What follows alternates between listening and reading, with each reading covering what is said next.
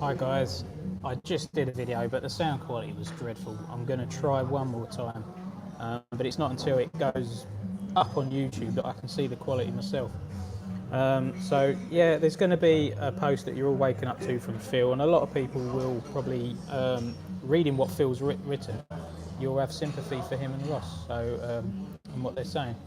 But it runs a bit deeper than that.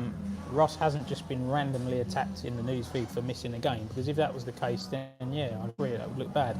Ross is one of the number of managers that was messaged politely, a polite nudge, as Phil says, and I've put evidence of that in the Facebook post that I've responded to.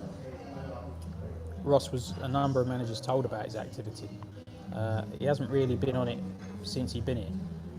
In terms of picking his team and logging on, he's done really well, and he's been praised enough times. He did a great job with Newcastle, so that's not the issue. But he hasn't contributed to the game world itself. I've said this so many times. This is something I've said. Newsfeed, Facebook, YouTube. You've got three. They're all great. That was what was said at the start of this game world being open. Use one of them, no problem. Here's the thing I think people don't take on board, or it isn't relevant to them, I don't know, but just logging on and picking your team in the newsfeed, in my opinion, isn't enough.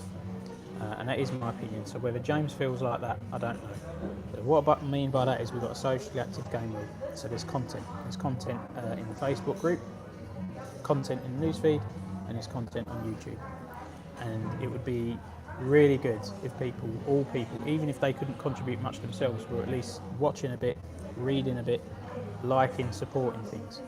Because ultimately, if people are just producing stuff for the game world, giving up their time, and nobody's taking any notice, they're going to stop doing it, and then the game world suffers. So my definition of being active is one of the three elements, like I've always said: newsfeed, Facebook, and producing vids. And yeah, being aware of what's going on around the game world, being aware of what other people are doing. Because if you're part of a social community, then that is what it is. You're aware of all the other managers.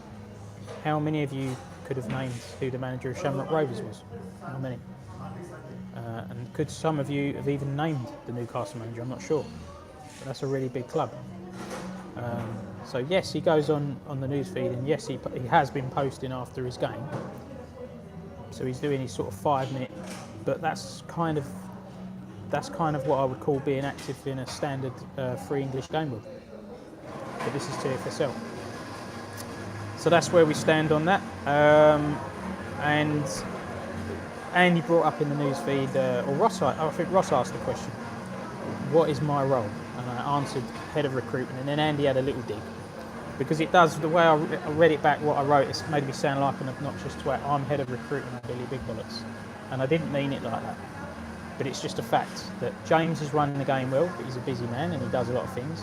I, when I can, put a bit of time in, like maybe an hour a week on a random date, and I'll go and try and find a new manager from somewhere. I look through different leagues, different game worlds. I look at the profiles of managers. I look at, like for example, they got a real name. I don't look at Donald Duck and Mickey Mouse and Carlos Kickable. I look at real names. Then I look at the amount of clubs they've got. If they've got lots and lots of clubs, they're probably not going to be right for this kind of game world. And then if they hit all that, then I send a generic message that I have saved on my phone. I just send out a message, maybe 20 in a go. With 100 messages I send out, I might get one reply. And then maybe that one reply is he's really interested in what we're doing, and then they join the waitlist. So you might get 1 or 2 responses in a month. It's not a lot, but it's worth it when you get them. And we've got quite a big list that's built up. But these people have been waiting, some of them have been waiting quite a long time. And it's just from my point of view, knowing that I put in the hours and the time to go and recruit for the game world, and knowing the quality of people we've got on the waiting list, people that are in the game world, it frustrates me. But for a lot of you guys, you don't see any of that side of it, so you log on, you see Rob having a go at someone on a newsfeed, and you just think probably, well, there he is again. And I can understand that way of thinking. But I called out a video in October because the game world was dying on its arse. Gino put. I remember what's happening to this game world.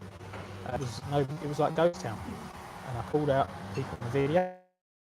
We had a change of owner as a result. We had a flux of new guys. I don't think anyone could dispute that. The guys I brought in have made a huge contribution to the game world, and that's it. There's just one question that nobody can ever come back to me on or answer, but I completely understand that people are busy, got families, got lives. I completely respect people who don't use Facebook or don't want to do a vid. Respect all that, but nobody can answer me why would somebody want to be in a socially active game world if they don't embrace the social activity. You're taking up a seat. You're holding a position, but not offering anything in return. And nobody can answer me that.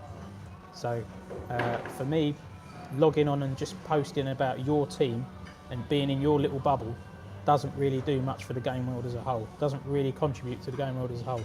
You're not embracing and responding and getting involved with what other people do. And if you've got managers, and we've got managers in TFSL that are completely oblivious to the content that goes on, to the stuff that goes on YouTube, to some of the features in Facebook, completely oblivious. And for me, that's a shame. But as I said in the previous video, which was really poor quality, I'm not an idiot, despite what some of you might think. I am lately. I'm very passionate, and it's a fine line. And if, for example, James was thinking this is getting too much, Rob, you're becoming a right headache, I would leave. If I'm the common denominator, if I'm the problem, if I leave TFSL, right, you've got a waiting list that's healthy. You're not going to have anyone, because I think James is looking for an easy life himself now. I think everyone can just not a problem. For me, I'm constantly trying to improve the game. So I think one day I'm going to get there. I think in the summer I'm going to get this game world that I've been after.